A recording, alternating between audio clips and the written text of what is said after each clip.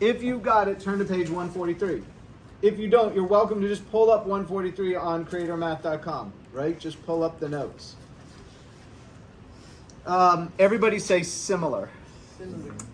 The problem with this word is it has a meaning in geometry and it has a meaning in your regular life. In your regular life, if you say two things are similar, what does that mean to you? They're the same. Are they exactly the same? No. No. Are they kind of the same? Yeah. I mean, if two cars are similar to you, right? It could be a lot of things that make up what that is to the individual person. So the problem with this word is, in geometry, it means something very specific. It means proportional. Okay, now say proportional. Everybody say proportional. What does proportional mean to you? Does your brain have a meaning of proportional? Equal in size. How equal? Are they exactly the same equal? Mm-hmm. So that's the word congruent. Oh, yeah. Right? Good. Okay, so congruent means exactly the same. What does proportional mean? Almost. Almost? Yeah, not bad. Almost the same. Huh? Okay, I got a prop for this one, right? What is this right here? What is this? Plane. Helicopter. Helicopter, right? And I'm sorry, it's been abused over the years. It's lost its rotor blades. It's lost some back wings, some stabilizer wings, etc. Okay, everybody see it? It's a helicopter, right? Is this a real helicopter? Nope. Some people say no. It's a toy. It's a toy. Who wants to say yes? Somebody wants to say yes, it's a real helicopter. Why?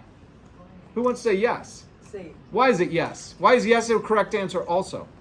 Oh, because it's supposed to be an airplane.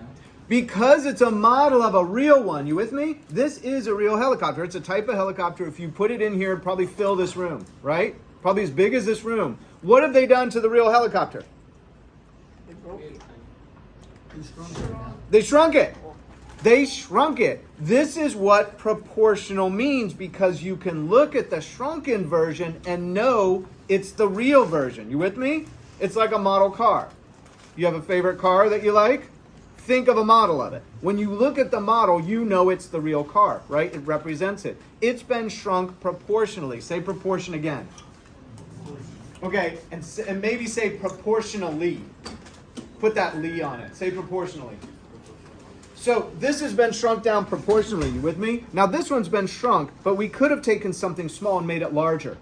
Does that make sense too? That means proportional. Now, look at, I don't know if I can see, I'm going to show it right here. If you can see right here, it's telling you what this helicopter is, and it's telling you the scale factor by which they shrunk this. It's saying it's a 143rd Augusta A109 U.S. Coast Guard helicopter. All right?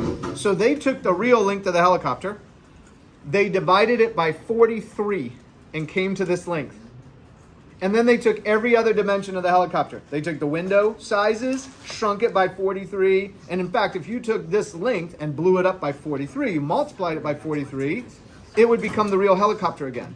Does this make sense? Okay, so you guys understand this. This is not new to you, but now you've got it in geometry, right? The word in geometry is similar. And this is the struggle with this word. You have to separate yourself from your normal language to the geometry language.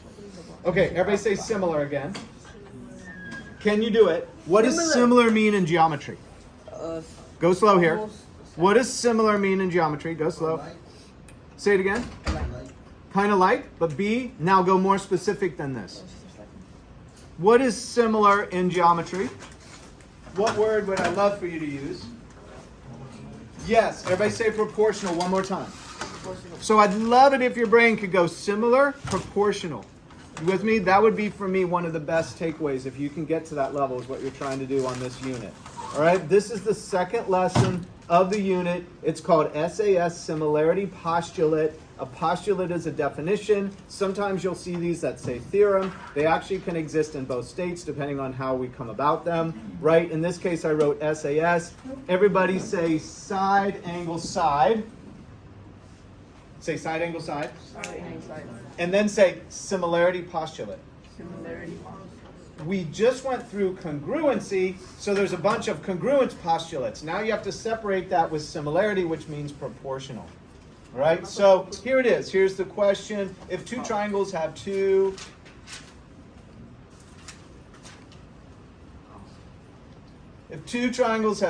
proportional corresponding sides and equal included angles, what can be said about the two triangles, right? And what you're trying to say is that they're similar, right? So we're going to go through a couple of examples. This one is side angle side similarity postulate. Notice the side length here is 5. Then you have an angle tick mark, and then you have a length of 10. Notice the adjacent triangle to it, while not drawn to scale. Nonetheless, we have a side of 15. We have one tick mark, which means it matches up to this angle, and then a side length of 30. Look at the 5 compared to the 15. What did we multiply 5 by to get 15? 3. Good. And is that consistent with what did we multiply 10 by to get 30? So because that's a consistent scale factor, multiplying one by 30, the other by 30, these are proportional.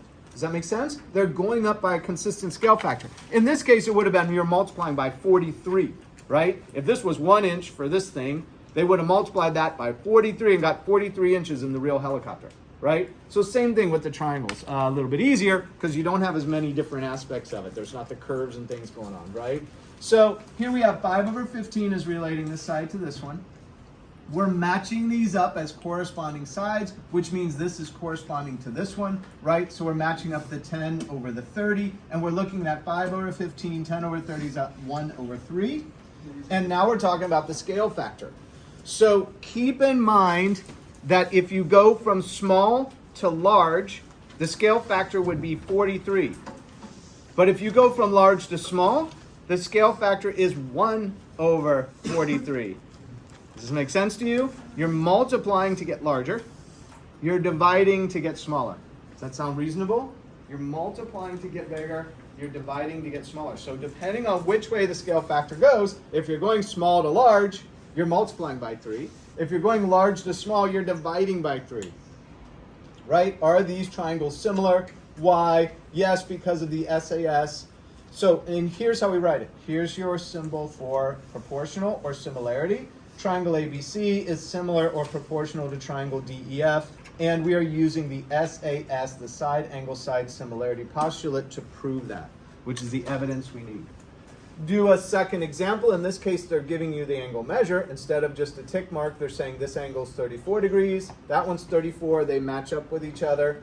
I've got a 25, a 50, a 10, and a 5. Well, let's compare the 5 to the 50. That would be multiplied by 10. I would have to multiply the 10 by 10. I would have to have 100 here. However, if I multiply the 5 by 5, I get 25. And if I multiply the 10 by 5, I get 50. So the scale factor in this case would be 5 if we're going small to large.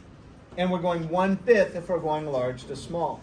Are these two triangles similar? Why? The answer is, and if so, what is the scale factor? The answer is yes, they are similar, which means proportional because of the SAS similarity postulate. We're using the similarity symbol between the two triangles. Now in this case, we said ABC is similar to triangle DEF. We can also put these in order right here, right? See how this one's CAB? We're going the smaller side through the angle to the larger side. If we did that on the first one, CAB, we would do that on the second. We would go FDE, going the smaller side through the angle to the second, right? So we would say triangle FDA. In this context, you're labeling them in the order that they go. Does this make sense, Matthew? See how this one is? We're just saying triangle ABC to label it. But in this one, we're saying CAB. So you're going CAB. We went through the smaller side, then the angle, then the larger. We would match that over here, go through the smaller side. So F to D would take us through 25, go through the angle D to E, and we would say FDA. F, D, E. I want to put an E here. Did you catch that? Were you looking at that? I appreciate that. Nice. FDE. Good. Thank you for that. Okay, so scale factor from the small to the big would be 5x, or 5 times. From the big to the small, would have to divide it by 5 to go back through. Okay, does this make sense? Okay, Matthew, hit stop on that.